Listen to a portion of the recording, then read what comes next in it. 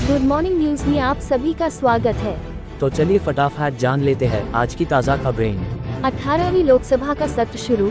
सबसे पहले पीएम मोदी, फिर अमित शाह, गडकरी, शिवराज ने सांसद के रूप में ली शपथ। आज से 18वीं लोकसभा के सत्र की शुरुआत हो गई है। इस सत्र में सभी सांसदों का शपथ ग्रहण समारोह होना है, जिनमें से प्रधानमंत्री नरेंद्र मोदी, गृह मंत्री अमित शाह, रक्षा मंत्री राजनाथ सिंह सहित कई सांसदों ने शपथ ले ली है। बता दें कि राष्ट्रपति 27 जून को संसद के दोनों सदनों की संयुक्त बैठक को संबोधित करेगी। इसके बाद राष्ट्रपति के अभिभाषण पर धन्यवाद प्रस्ताव पर 28 जून को बहस शुरू होगी। वहीं 2 या 3 जुलाई को प्रधानमंत्री बहस का जवाब देंगे। ये सत्र 24 जून से शुरू होकर 3 जुलाई तक चलने वाला है और इन 10 दिनों के दौरान कुल 8 बैठकें होने वाली हैं। अरविंद केजरीवाल को फिलहाल एससी से राहत नहीं, कोर्ट ने कहा पहले एचसी से अपनी अर्जी वापस लें या फैसला आने दें। अरविंद केजरीवाल की ओर से दायर याचिका में कहा गया है कि जमानत आदेश पर रोक लगाने के लिए हाईकोर्ट का तरीका कोर्ट द्वारा निर्धारित कानून के स्पष्ट आदेश के खिलाफ है और यह उस बुनियादी मौलिक सीमा का उल्लंघन करता है जिस पर हमारे देश में जमानत के कानून आधारित हैं। शराब घोटाला मामले में जमानत पर रोक खिलाफ दिल्ली के मुख्यमंत्री अरविंद केजरीवाल की याचिका पर सुप्रीम कोर्ट में सुनवाई हुई। फिलहाल केजरीवाल को सुप्रीम कोर्ट से राहत नहीं मिली है। केजरीवाल के द्वारा दायर की गई याचिका में दिल्ली हाई कोर्ट द्वारा रिहाई पर रोक लगाने के फैसले को चुनौती दी गई थी।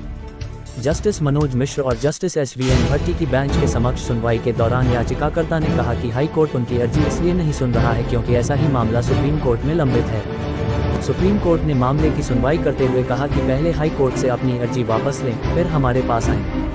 अब सुप्रीम कोर्ट इस मामले में बुधवार को सुनवाई करेगा, यानी हाईकोर्ट के आदेश का इंतजार किया जाएगा। अभी यथास्थिति रहेगी। बुधवार को सुनवाई से पहले उम्मीद है कि दिल्ली हाई कोर्ट का आदेश भी आ जाएगा।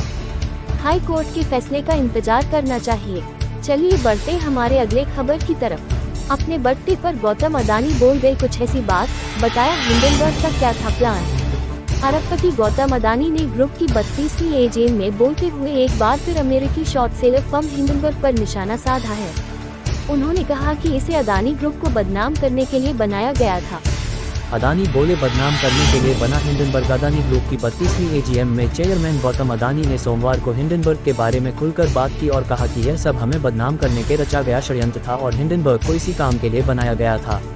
हालांकि अदानी ग्रुप न केवल इससे बच गया बल्कि और भी ज्यादा मजबूत होकर सामने आया है। गौतम अदानी ने आगे कहा कि ये इस बात का पुख्ता सबूत है कि कोई भी बाधा अदानी ग्रुप को कमजोर नहीं कर सकती है। हिंडनबर्ग के आरोपों का नहीं मिला सबूत। गौतम अदानी ने हिंडनबर्ग की घटना को अदानी ग्रुप पर एक दोतरफा हमला करार दिया, जिसके तहत हमारी फाइनेंशियल हेल्थ पर एक स्पष्ट आलोचना की गई थी, जिसका कोई सबूत नहीं मिला। अरबपति कारोबारी ने आगे कहा कि हमारा ग्रुप ट्रांसपेरेंट तरीके से अपना काम कर रहा है और तमाम रेटिंग एजेंसियों ने भी इस पर अपनी मुहर लगाई है। हिंडनबर्ग के असर ग्रुप की ज्यादातर कंपनियां बाहर आ चुकी हैं और फिर से रिकॉर्ड बिजनेस कर रही हैं। संसद के अंदर NEET के नारे, बाहर सड़कों पर NSUI का प्रदर्शन, हिरासत में लिए गए प्रदर्शनकारी। संसद के पहले सत्र में जब शिक्षा मंत्री धर्मेंद्र प्रधान शपथ लेने के लिए खड़े हुए तो विपक्षी दल नीत चिल्लाने लगे। वहीं संसद के बाहर NSUI के छात्रों का प्रोटेस्ट चल रहा है।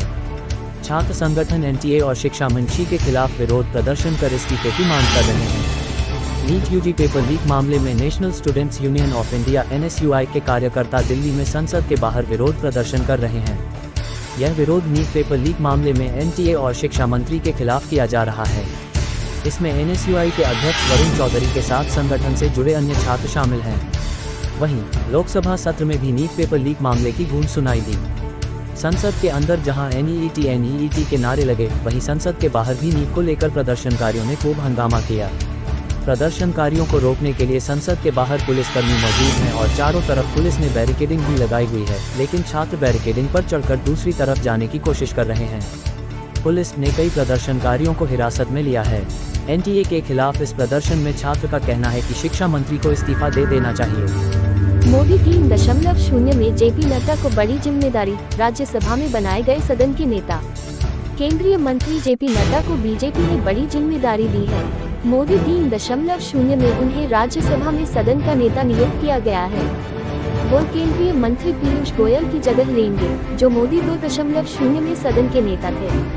JP नड्डा गुजरात से राज्यसभा सांसद हैं। इस महीने की शुरुआत में नड्डा ने केंद्रीय स्वास्थ्य मंत्रालय का पदभार संभाला था। उन्हें रसायन और उर्वरक मंत्रालय भी सौंपा गया था। सदन के नेता के रूप में नड्डा पीयूष गोयल की जगह लेंगे। प्रधानमंत्री मोदी के दूसरे कार्यकाल के दौरान पीयूष गोयल राज्यसभा में सदन के नेता रहे थे। राम मंदिर की छत से टपक रहा पानी, मुख्य पुजारी सत्येंद्र दास का दावा। निर्माण समिति ने कही ये बात। अयोध्या के राम मंदिर की छत से पानी टपकने का दावा किया जा रहा है। यहाँ के मुख्य पुजारी सत्येंद्र दास का कहना है कि जहाँ रामलला विराजमान है वहाँ पानी टपक रहा है। मंदिर परिसर में इसकी वजह से पानी भी भर गया था। उनका कहना है कि जल निकासी की कोई सुविधा नहीं दी गई है और इस समस्या का जल्द समाधान होना चाहिए।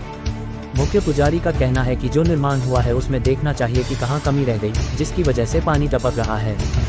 बारिश हुई तो राम मंदिर के मुख्य पुजारी सत्येंद्र दास ने कहा कि मंदिर के अंदर भी पानी भर गया। उन्होंने कहा कि पानी निकलने का कोई जगह नहीं है और पानी टपकता भी है। उन्होंने कहा कि इस समस्या का समाधान पहले होना चाहिए। आजकल में ही इस समस्या के समाधान को सुनिश्चित करने की जरूरत है। अगर बरसात शुरू हो जाएगी तो वहाँ पूजा अर्चना भी मुश्किल हो जाएगा। हालांकि राम मंदिर निर्माण समिति के अध्यक्ष नृपेंद्र मिश्रा ने अपने बयान में कथित जल रिसाव पर कहा, मैं अयोध्या में हूँ। मैंने पहली मंजिल से बारिश के पानी को गिरते देखा है। ये स्वाभाविक है क्योंकि गुरु मंडप दूसरी मंजिल के रूप में आकाश के संपर्क में है और शिखर के पूरा होने से यह बंद हो जाएगा। मैंने नाली से कुछ रिसाव भी देखा क्योंकि पहली मंजिल पर यह काम प्रगति पर है। पूरा होने पर नाली बंद कर दी जाएगी। भूख हड़ताल पर बैठी आतिशी की तबीयत बिगड़ी। 36 पर आया शुगर लेवल, एलएनजेपी अस्पताल के आईसीयू वार्ड में भर्ती। आपने बताया, जल मंत्री आतिशी की तबीयत बिगड़ी। उनका ब्लड शुगर लेवल आधी रात को 43 और सुबह 3 बजे 36 तक गिर गया, जिसके बाद एलएनजेपी अस्पताल के डॉक्टरों ने तुरंत उन्हें भर्ती करने की सलाह दी। वह पिछले 5 दिनों से कुछ भी नहीं खा रही हैं और हरियाणा से दिल्ली के हिस्से का पानी जारी करने की मांग पर अनिश्चितकालीन भूख हड़ताल पर है। दिल्ली की जल मंत्री आतिशी की तबीयत सोमवार देर रात बिगड़ गई, जिसके चलते उन्हें तत्काल अस्पताल में भर्ती कराया गया। मौजूदा वक्त में आतिशी को एलएनजेपी हॉस्पिटल के आईसीयू वार्ड भर्ती किया गया है। आतिशी अपनी मांगों को लेकर शुक्रवार से पानी सत्याग्रह अनिश्चितकालीन अनशन पर बैठी है। आम आदमी पार्टी ने बताया कि उनका ब्लड शुगर लेवल आधी रात को गिरकर 43 पर आ गया और सुबह 3 बजे तक गिरकर 36 पर पहुंच गया। इस चिंताजनक गिरावट के बाद एलएनजेपी अस्पताल के डॉक्टरों ने तत्काल चिकित्सा हस्तक्षेप की सलाह दी और इलाज के लिए उन्हें अस्पताल में भर्ती कराया गया। आपने सोशल मीडिया प्लेटफॉर्म एक्स पर एक वीडियो शेयर किया जिसमें चिकित्सा कर्मी आतिशी को एम्बुलेंस में ले जाके नजर आ रहे हैं। गुड मॉर्निंग न्यूज में BSS इतना ही। इसी के साथ हम विदा लेते हैं आपसे। खबरों का सिलसिला जारी रहेगा, बने रहिए हमारे साथ।